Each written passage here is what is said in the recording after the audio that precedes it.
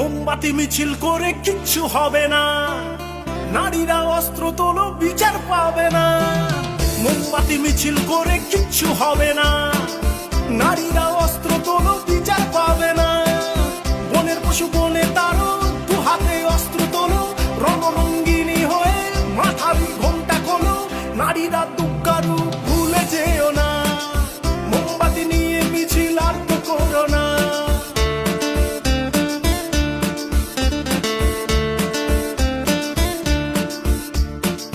রাবণ ধ্বংস হলো সীতারই কারণ, দুর্যোধন ধ্বংস হলো দ্রৌপদীর কারণ।